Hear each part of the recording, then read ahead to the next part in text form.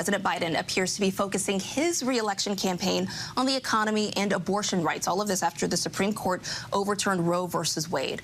The Biden administration announced several initiatives to protect contraceptives, abortion access, and emergency abortion care while marking 51 years since the landmark Roe v. Wade decision.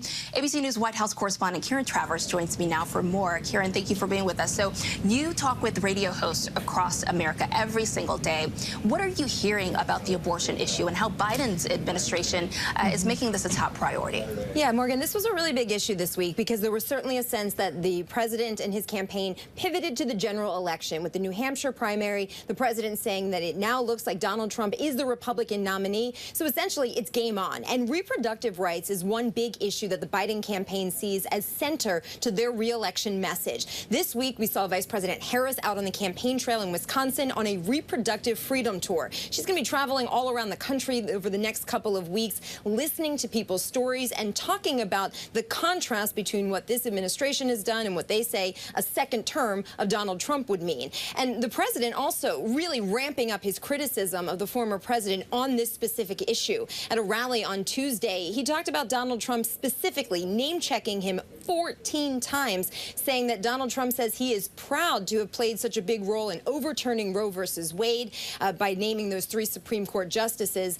They feel that this is a big issue for women voters, young voters. You've seen that in special elections and in the midterms. And this is something that they're going to be talking about a lot over the next couple of months as we head into the election. And absolutely, speaking of issues, immigration also a key issue this election season. Texas Governor Greg Abbott, he's doubling down on his demand for stronger border security. How are the negotiations going between Biden and congressional Republicans over border security and, of course, the president's push for aid for Ukraine? We know that's been a big talker.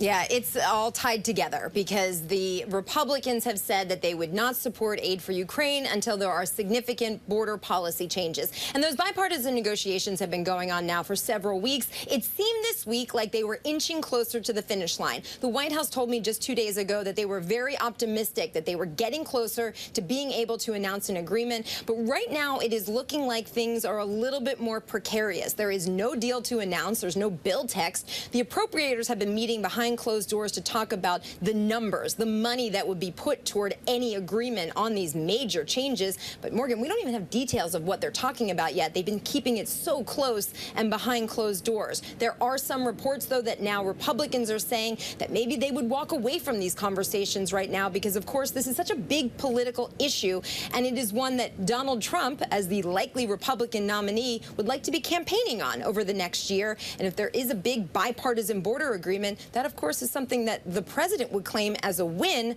and that neutralizes an argument then for the Republican nominee. And we'll see how all of this plays out. Karen Travers at the White House for us. Karen, thank you.